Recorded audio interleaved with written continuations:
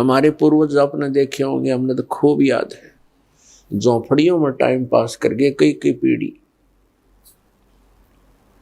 उनका तो इतना काम है, एक चारपाई डालनी आपने, चाहे 10 कमरों का मकान है आपका, एक कमरे में एक कोने में 3x7 फुट की जगह चाहिए आपने। घुटने तो घुड़िया तो मोकली है। कबीर साहब तक कहते हैं घर तो 3.5 हाथ और गढ़ा तो 4.25 है। कहे कबीर अधिका कहे उसको नहीं विचार। ये मनुष्य की जो शरीर है 3.5 हाथ का होता है। परमात्मा कहते हैं आपने घर 3.5 हाथ की आवश्यकता है, घना बनाओ तो 4.25। अरे से फालतू बनावा है तो मूर्खता है तेरी। फिर भी परमात्मा का कहने का तात्पर्य है कि आवश्यकता से अधिक कोई भी वस्तु आप संग्रह करते हो आपकी भक्ति का बाधक बनेगा, क्योंकि समय वेस्ट व्यर्थ जाएगा। कोठी बना ली, 1-2 लाख अपने पास से लगा लिए, 3 लाख कर्जा कर लिया। अब जब तो कर्जा ले लिया, ऋण ले लिया, पता नहीं चला 1 महीने के बाद मांगने वाला आने लग जाएंगे। चैन गई, रात न नींद आवे नहीं, और भक्ति का भी नाश। वह को ठीक है काम आई आपके। तो इस प्रकार हमने भक्ति मार्ग में जो बाधाएं हैं उनको त्यागना पड़ेगा।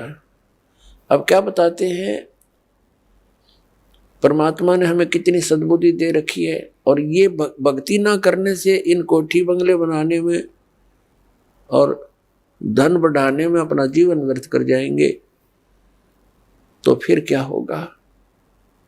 नर से तू पशुआ कीजिए, नर से फिर तू पशु बनेगा।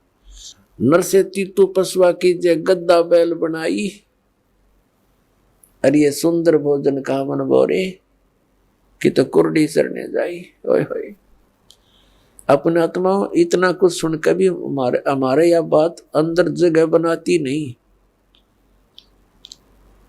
क्योंकि हमें ये सब सुविधाएं उपलब्ध है और हर समय है, और ये तो आपके अंतिम सांस तक आपको रहेंगी जब तक मनुष्य जीवन में हो। क्योंकि माता पिता बच्चों को जब तक वो कॉलेज स्कूल नहीं छोड़ता वो सुविधा देता ही रहता है, और जो बच्चा उसका सदुपयोग ना करके आता है तो फिर वो बहुत दुख उठाता है। तो इस प्रकार इस सत्साधना करने से, भक्ति करने से मोक्ष होना था, जहाँ जाने के बाद फिर लौटकर कभी संसार में नहीं आते, वहां हमें बहुत सुख होना था। जैसे बच्चा विद्यालय में पढ़ता है, कॉलेज में पढ़ता है, महाविद्यालय में, उसको वहां कुछ नहीं मिलना, वहां से उसको विद्या प्राप्त हुई, उस विद्या के आधार से उसको अन्य फील्ड में वहां जाकर के वो सुविधाएं मिलनी है। ठीक इसी प्रकार हमें इस पृथ्वी पर जो हम चाह रहे हैं, हमें यहाँ नहीं लेनी चाहिए इसकी सुविधाएं। ये तो कॉलेज में मौज मार रहे हैं हम, ये सोच लो पृथ्वी की कोई भी वस्तु हम डिमांड कर रहे हैं या इसी में लगे रहे हैं, भक्ति की नहीं, तो हम कॉलेज में मौज मार रहे हैं, वो बहुत हानिकारक होगी। इसका लाभ हमें सतलोक में मिलेगा। सतलोक के बारे में आज तक जो जानकारी हमें प्राप्त हुई है, हमें मीन आप जी को इस दास के वचनों से पहले, तो वो कैसी जानकारी प्राप्त हुई है। सतलोक का एक विशेष कॉन्ट्रैक्ट ले रखा है किसने, राधा स्वामी पंथ वालों ने, और धन दंड सतगुरु सच्चा सौदा सिरसा और जगमाल वाली वालों ने, और इनको सतलोक का कख भी पता नहीं, न भक्ति मार्ग ठीक इनका, न सतलोक की सतपुरुष की जानकारी। तो बताइए कहाँ ले जाएंगे प्राणी को। और फिर ये कबीर पंथी जितने हैं, ये भी सतपुरुष और सतलोक के गुण गाते हैं और सतनाम की महिमा मुख्य वर्णन करते हैं।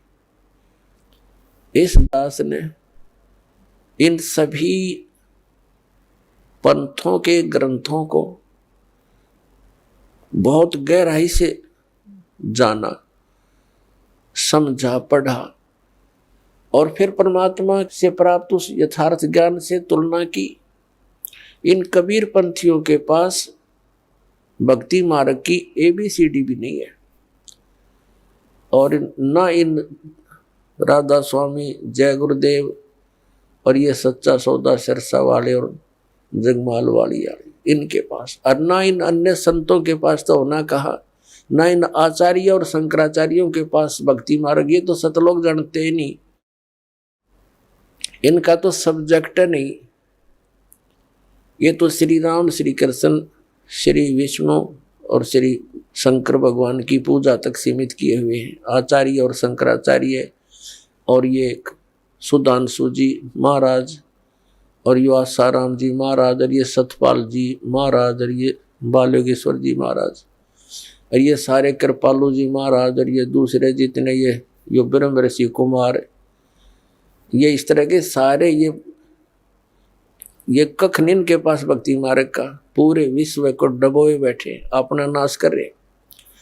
अपने आत्माओं, जिन पुण्यात्माओं को ज्ञान नहीं तो ये सोचते हैं कि रामपाल पता नहीं अपने आप में के मान रहा है, अपने आप को विद्वान मानता है। इसमें विद्वान और अविद्वान की बात तो है ही नहीं। हमारे सदग्रंथ परमात्मा ने दे रखे हैं, उन सदग्रंथों की जिनको जानकारी है तो वो भक्त है, वो संत है, और उसकी जानकारी नहीं है वो ना भक्त है। भक्त तो हो ही नहीं सकता क्योंकि उसको थ्योरी का पता नहीं, प्रैक्टिकल करेगा क्या। तो पुण्यात्मा पूरे विश्व में इस दास के अतिरिक्त ना यू ज्ञान है, ना ये समाधान है।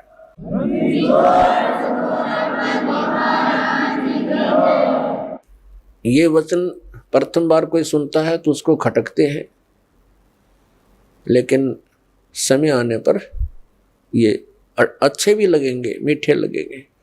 एक बार परमेश्वर कबीर जी ने गोरखनाथ जी से वार्ता करते समय कहा था कि गोरखनाथ मैं सबन का गुरुआ। परमात्मा ने कहा था मैं सबका गुरु हूं, उस्ताद इस अध्यात्म मार्ग में। तो गोरखनाथ जी कहने लगे तुम मेरा वचन मोह लग गए कड़ुआ,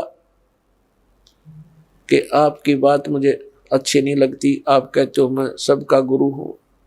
तो परमात्मा ने कहा कि कड़ुआ लगे सो मीठा होई, हमारी बात पतीजे जोई। पतीजे माने विश्वास करें।